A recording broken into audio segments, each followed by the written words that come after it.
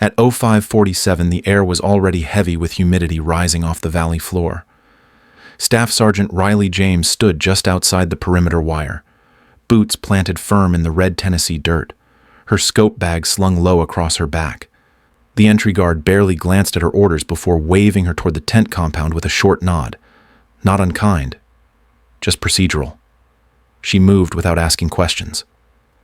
The command post sat near the southern slope, canvas stretched tight between portable frame poles, muted yellow light glowing from within. Riley approached with measured steps, passing rows of idle Humvees and humming generators. At the entrance flap, a junior comms NCO stepped out and motioned her to stop. He didn't give a reason, just told her to wait.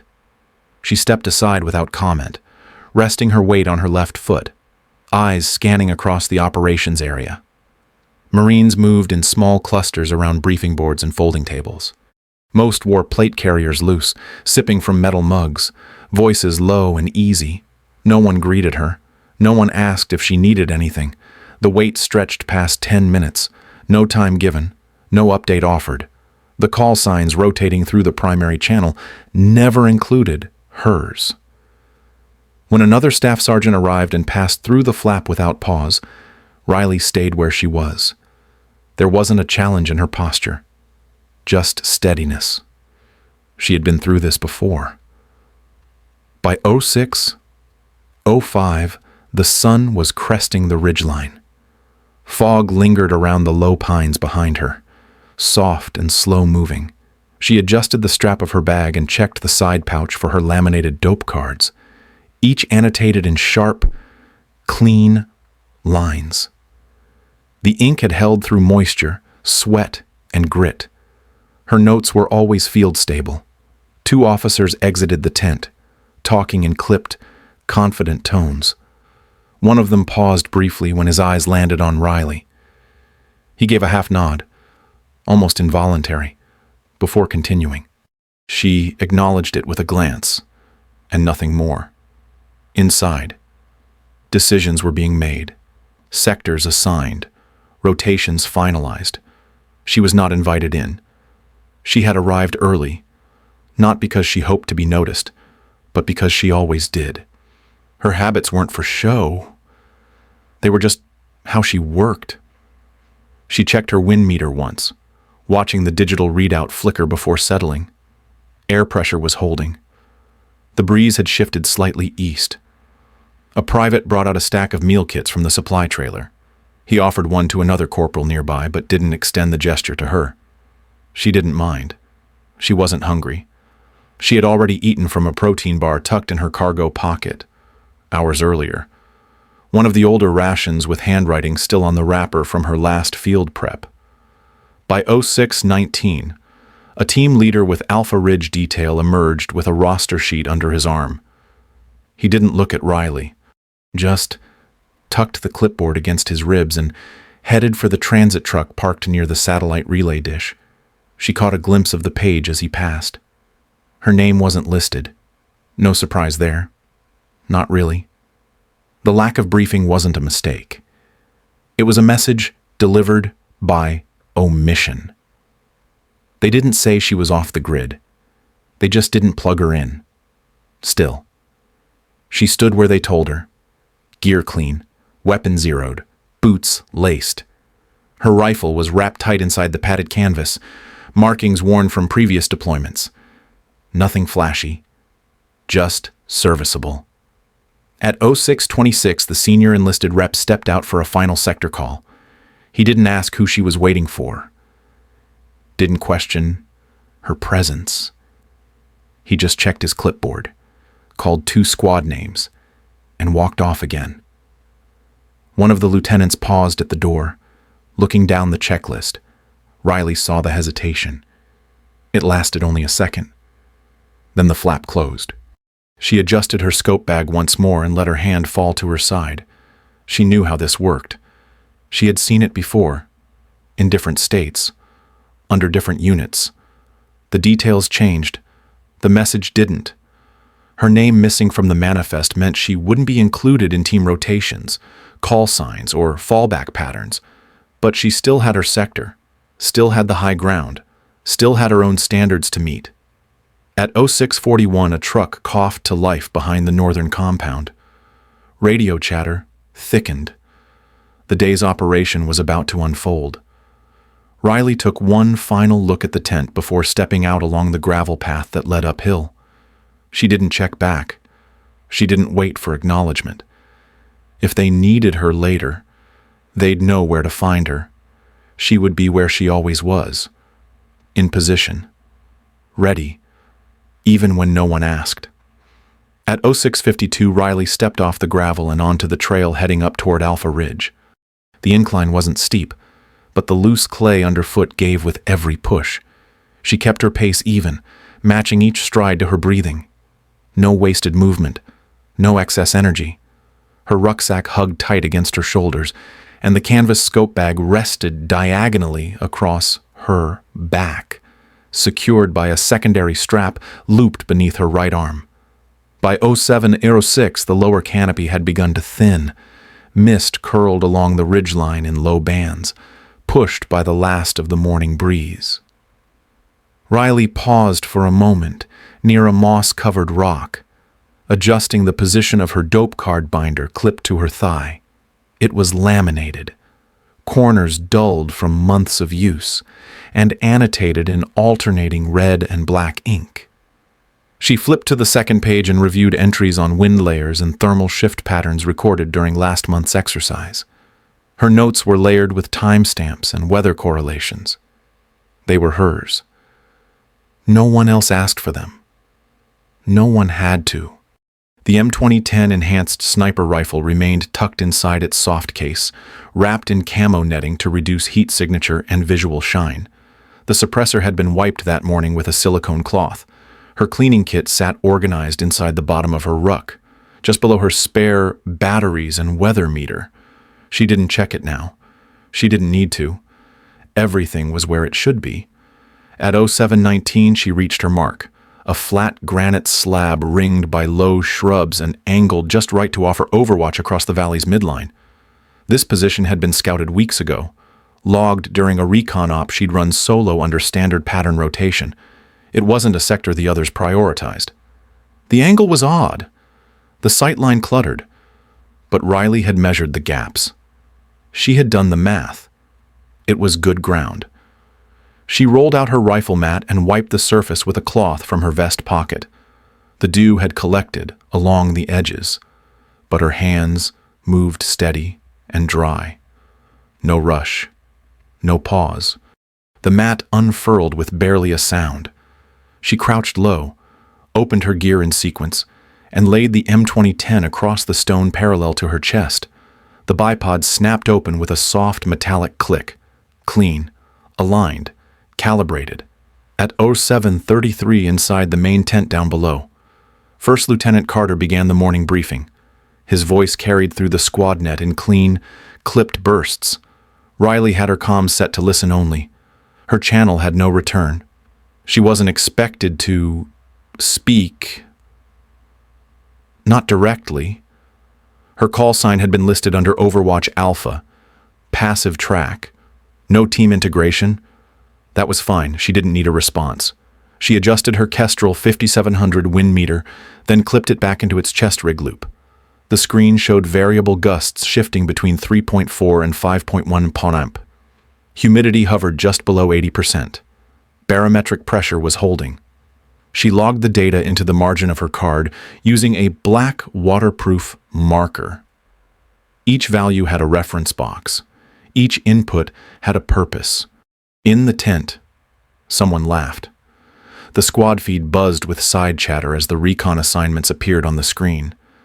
Riley heard the tone change, followed by a corporal's amused voice. Alpha post, still using analog tags. What's next?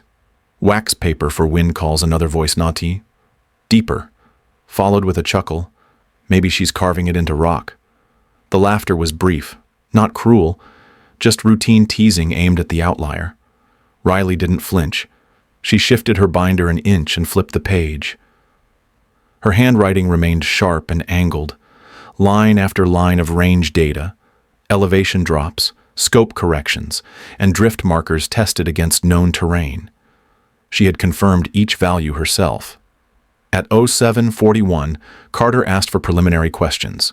Riley leaned forward slightly, just enough to be heard across the channel. Recommend Bravo Overwatch adjust backline elevation if visibility drops during mid-loop. Current wind shear on band 5 is holding variance at over 100 feet per second. A pause followed. The lieutenant didn't look into the camera, didn't acknowledge her directly. We'll keep it simple. You've got Alpha Ridge 31. Passive scan only. Stick to what's issued. Riley didn't respond. She didn't need to. The math would hold whether anyone cared or not. She pulled out a small rock from her vest pocket and pinned down the edge of her dope card against the wind. Her rifle's scope had already been preset to 20x magnification, its turret marked with a faint dot at her preferred 0. She adjusted it slightly, watching as the trees below separated into layered frames. Branches resolved. Shadows deepened. Every meter of visible ground became a grid in motion. At 0754, one of the patrol teams crossed into her lower quadrant. She logged their entry time mentally and kept scanning. Nothing urgent, nothing moving, just terrain. But Riley tracked it all the same. Her gloves remained clipped to her belt. She preferred bare contact for calibration setup. Her cheek weld found its place easily as she settled in behind the stock, breathing slow, position tight, left leg extended, right angled to brace. No pressure on the trigger. Not yet. Not for a long while. Probably. Maybe never. But she was ready. Everything she did had been done before. Each motion rehearsed until it became instinct. Not for praise. Not to prove anything. Because when the wind shifts, and the valley goes quiet, and someone needs to see what no one else can, she won't have time to guess. And no one will be watching to tell her if she's right. At 0811, Riley adjusted the back leg of her bipod by half an inch, then settled back behind the stock. The scope view was crisp. Valley shadows lengthened across the midline and the humidity shimmered faintly in the low light. She scanned slowly, sector by sector.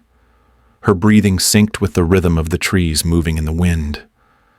The patrol net was already crowded. Call signs echoed back and forth. Squad leads requested movement updates, confirmed sectors, and marked fallback points. Riley's name never came up. Her channel remained passive. There was no return frequency assigned to her post. She wasn't on the primary grid. By 0819, chatter across Alpha Team's line shifted tone. A half-joke came through the net, low but clear. She's probably still zeroing while the rest of us are on extract. The laugh that followed wasn't cruel. It was casual, familiar. The way people joke about what they assume won't matter. Riley didn't react. She tracked a pair of squirrels darting between branches just outside Sector 17. Their movement didn't intersect with her patrol view. But she logged the motion anyway. Better to know what wasn't a threat before someone else called it in. No one responded to the comment on the net. That kind of line didn't need a follow-up. The implication carried far enough. Riley kept her reticles steady. She shifted her hold by a quarter inch to reduce shoulder tension. Her left hand hovered near the dope card. Wind remained consistent. No need to update yet. By 0825, a lieutenant confirmed cross-sector visual coverage with another Overwatch post. The call bounced between Bravo Ridge and a recon drone already overhead. Riley's post wasn't mentioned. Her screen feed wasn't patched to any of the live data links. Her field of view wasn't monitored in real time. She noted it without emotion. At 0832, one of the squad leaders passed behind her position during reposition. He didn't announce himself on approach. She caught the faint scuff of his boots before he cleared the brush. When he saw her, he paused just a beat, then moved on. No nod. No acknowledgement. Just a figure continuing past. Back in the tent, someone asked about ridge scan rotation. Riley heard the officer in charge skip over her name again. The cursor on the digital grid hovered near her post, flickered, then jumped 2 sectors west. There was no correction, no comment. She wasn't expected to be active. She shifted position slightly to reduce the glare from a leaf-covered rock reflecting near her field lens. A small adjustment, quiet, precise. She'd done it dozens of times before. If her observation mattered, someone would ask for the numbers. They didn't. She recorded them anyway. At 0846, the midline patrol team passed beneath a tree cluster she'd flagged in her earlier notes. Her notes weren't part of the command board. No one had integrated her terrain overlays into the shared map. Still, her readings were accurate. She adjusted her scope 2 clicks left to compensate for a sudden crosswind uptick, confirmed by her kestrel before the gust even touched the canopy. Nothing about Riley's process had changed. She wasn't performing differently because of the silence. She worked the way she always had. Quiet, measured, focused. She wasn't looking for affirmation. At 0855, a call went out for fallback test signals. Riley listened to the cadence of the callouts, recognized the pattern. The ridge she covered wasn't included. The route planned below didn't intersect her overwatch line. She wouldn't be part of the extraction shield. She marked the time anyway. She rolled her left shoulder once, checking the muscle tension from holding position for nearly an hour. Her scope hadn't drifted. Her target zone remained stable. Her discipline never slipped. At 0901, a group of team leads gathered at the prep zone below. From her elevation, she could make out one of the motor pool sergeants laughing, gesturing uphill. She couldn't hear the words, but the body language was familiar. He wasn't pointing at a threat. Someone else leaned over to add something, and the group shifted focus, their shoulders turning, expressions casual. Riley watched for another second, then turned back to her scope. The distance filtered out most of the sound, but not the meaning. She made no note of it. Not in her log. Not in her mind. The dope card rested flush against the stone slab, weighted at the edges. Her pen clicked softly once as she updated a side note on barometric drift. The mist hadn't lifted fully. That meant delayed ground warm-up, which could shift visibility on the western approach by noon. She recorded that too. The voice on the net reminded Alpha Team to hold for thermal readings. She knew they weren't expecting her feed. She wasn't connected to their data loop, but she watched anyway. Her rifle lay still. Her hands were steady. No one noticed. But that wasn't new. By 8:09:13, a scout reported low visibility near Ridge 18. Riley had flagged that zone earlier in her personal notes as likely fog retention due to elevation angle and tree cover density. Her chart still sat open. She didn't say anything. She never had to. She was used to being a step outside the circle, used to tracking everything without being tracked in return. It didn't make her less precise. It didn't change her role. She wasn't there to be part of the conversation. She was there to see what others didn't. At 0926, the mist along the ridgeline thickened, curling in long horizontal bands just above the tree canopy. Riley rotated the scope's parallax adjustment until the foreground resolved with crisp depth. Her reticle moved slowly across the sector, tracing familiar shapes. Nothing was out of place. No movement, no motion signatures. Just the quiet of the forest folding into itself. She swept right to left, then paused.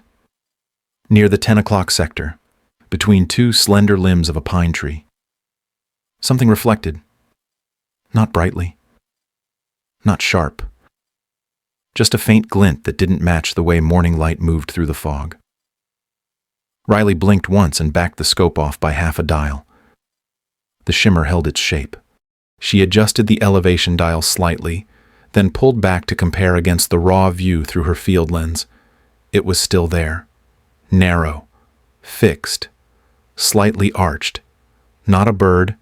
Not dew. Not natural. At 09:31, she opened her dope card and scanned the handwritten notes from last month's sim. Wind patterns at this altitude tended to swirl rather than cut clean. She'd logged thermal drift against the slope and a side note on visual distortion through pooled mist. Her margin note confirmed low contrast at this angle during overcast intervals, but this didn't match known haze behavior. She checked her kestrel again. Barometric pressure held at 2988. Wind gusted low, between 3.2 and 4.8 ARA. No sudden spike, no rapid change in temperature. The environmental markers weren't contributing to a false read. She made a note in pen. 0931 Sector 10 possible anomaly. Not confirmed. Rechecking. The glint hadn't moved. Riley rotated her scope 3 degrees, checked the background. No birds within visible radius. No heat sources. Just saturated trees, moss, and low-hanging limbs. The shine had no source. It wasn't a spot of moisture. It didn't change with the angle of light. It remained consistent through two separate optics. At 0936, she marked it again. 25-degree angle from ridge. Elevation drop. 0.3 distance estimated 590-600 meters. She didn't activate her rangefinder, avoided even passive reflection. She trusted her math. Correction angle matched readings from a dry run 3 weeks prior. Annotated in red, top right corner, her initials. No one had asked for that overlay. She clicked to channel 3 on her radio. Overwatch Alpha to Element Bravo. Hold movement. Visual anomaly at vector 25 degrees. Upper tree layer. There was a pause, then a clipped response. Say again. Overwatch did not copy last. Repeat. Did not copy. She repeated the call, adjusted her tone slightly. Hold movement. Potential sensor wire crossing. Sector 25. No motion. Visual shimmer. The net paused for 4 seconds. Then another voice joined in. Sectors clear. Confirmed by 2 prior units. Sweep complete. Check lens alignment. Overwatch. Riley didn't answer. She didn't need to. She flipped back to her card. The reflection pattern hadn't shifted. Still no ambient motion. Still no confirming sound. But she knew what a dual-post IR sensor looked like under camo netting. Studied it in a briefing manual. Saw it in training.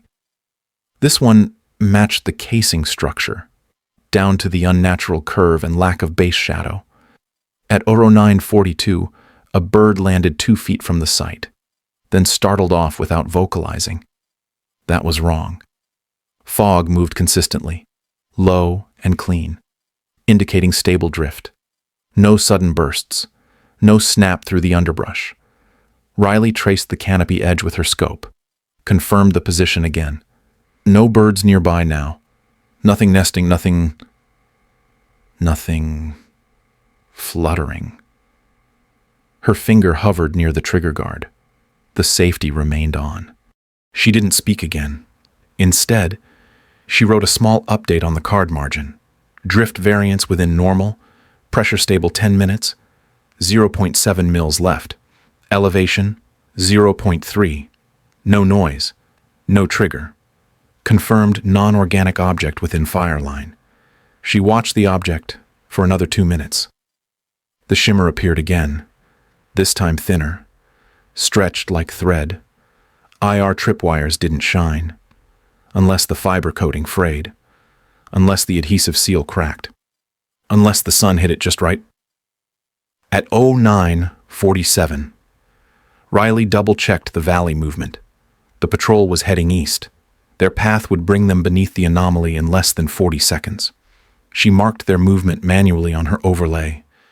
Still, no response from command. Still, no support net activation. The reticle remained steady. Wind dropped. No gust, just stillness. That's when she saw it again. A single flick of light as the fog drifted. Barely visible. But enough. She pressed her cheek down against the stock, exhaled slow, and adjusted her elevation by a single click. She knew the pressure had held. She knew what she was looking at. And she knew no one else had seen it. At 09:49, Riley's breathing slowed into rhythm. The fog had settled again.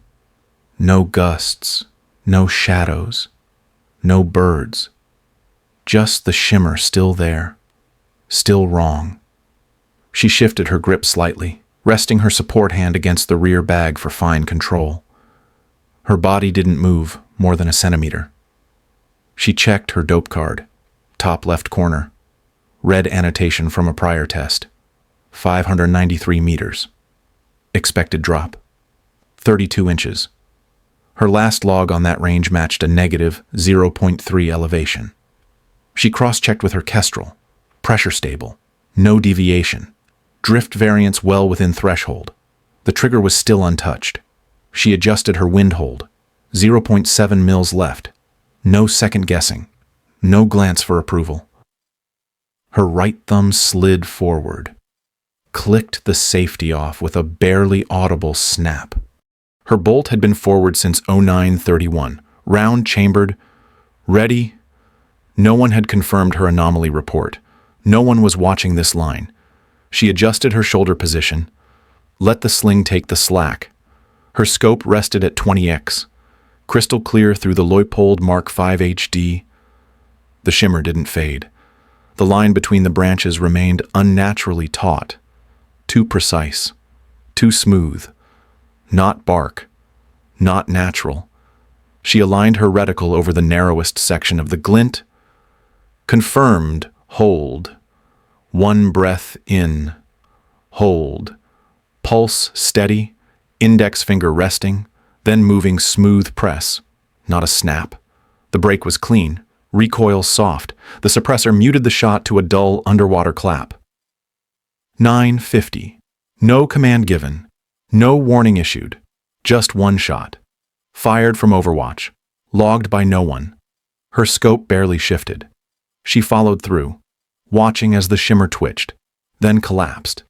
A fine thread of fiber optic filament snapped loose and spiraled downward. From above, a small metal casing, barely the size of a palm, dropped from the limb and tumbled against the bark.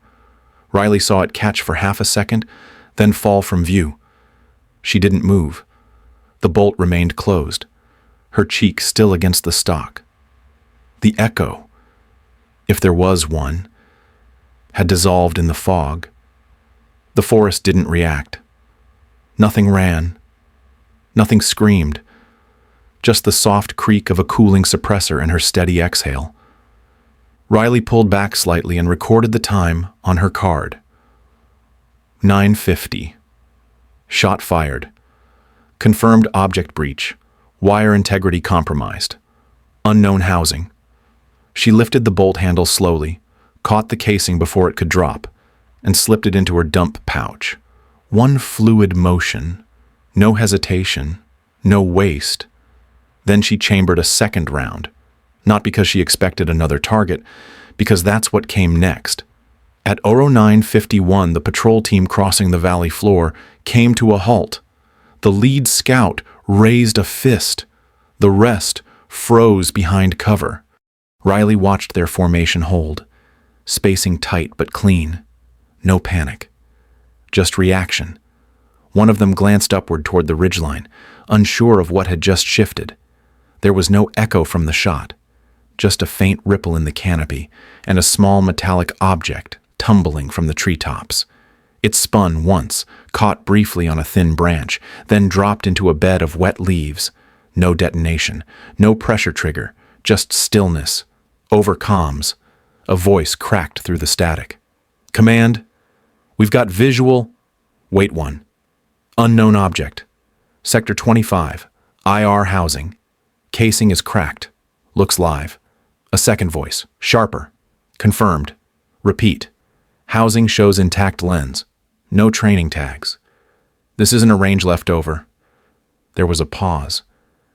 Then another call. Low. Measured. Who fired silence? No one on the valley net had fired. No call for fire had been issued.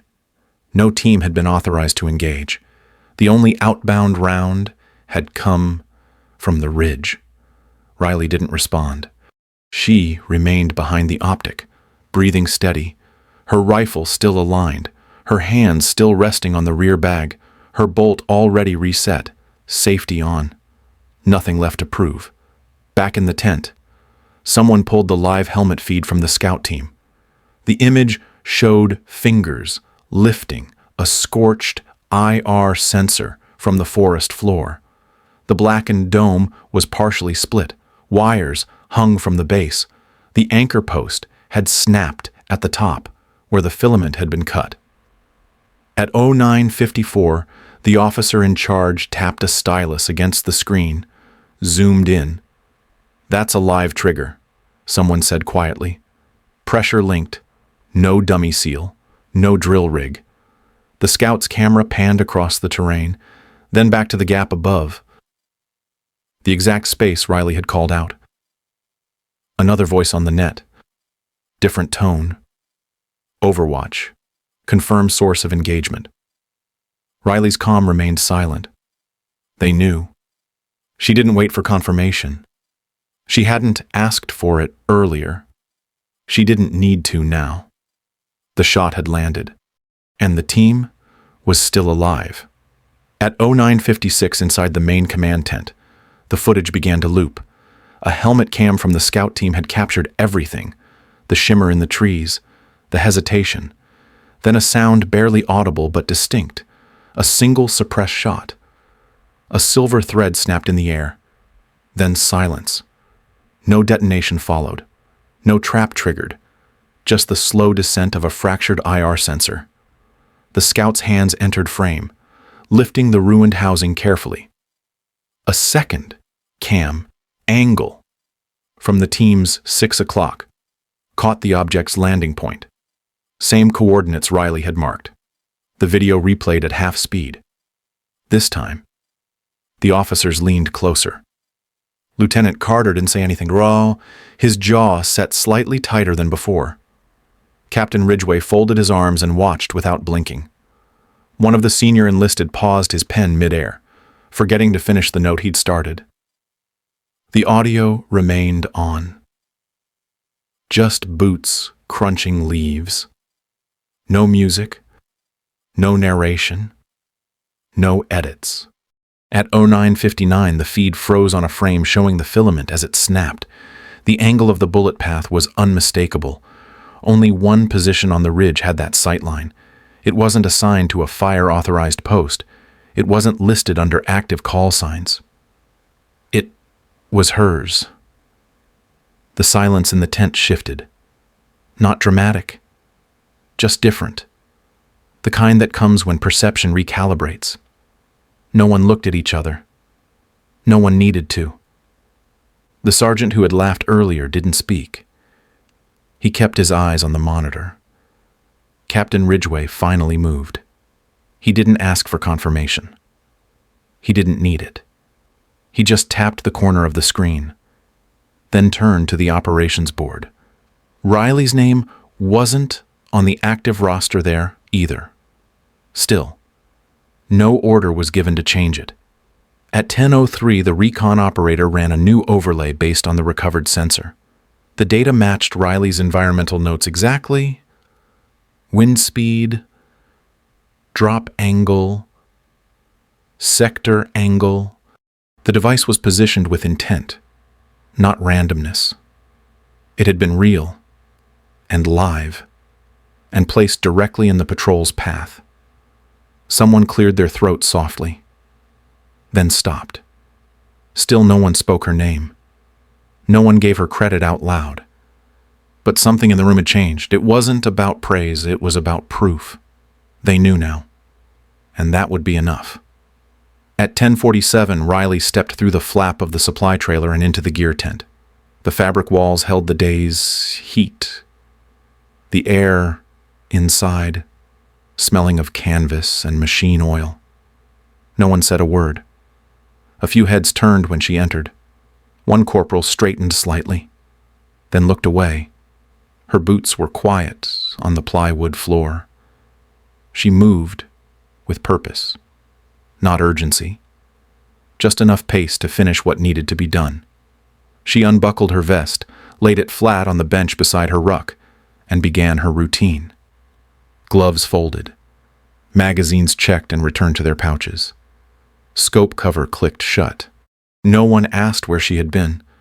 No one had to. The room wasn't frozen, but it wasn't the same as before. Movement slowed just a little when she passed. Conversations dropped by half a tone when she got close. The ones who noticed didn't stop her. The ones who didn't now followed her with their eyes. At 10:51, she unwrapped her M2010, wiped down the suppressor with a clean cloth, and slid it back into its case. The rifle made no sound as it settled in. She adjusted the strap on her weather meter pouch and clicked it into her harness with practiced ease. She never looked up. Behind her, 2 junior specialists cleared a bench without being asked. Not rushed, just respectful. She didn't thank them. They didn't expect it. At 10:54, Riley rolled her mat, strapped it to the side of her pack, and zipped the gear pouch shut. Her name tag was still dusty. No one had cleaned it. No one had issued new orders. But no one stood in her way. She passed the rack where unit rosters were posted. Her name still wasn't listed. Alpha Ridge showed no Overwatch assignment, no notation of the shot, but the laminated sheet looked newer, replaced, fresh tape at the corners. Someone had changed it after the debrief. She didn't stop to read it.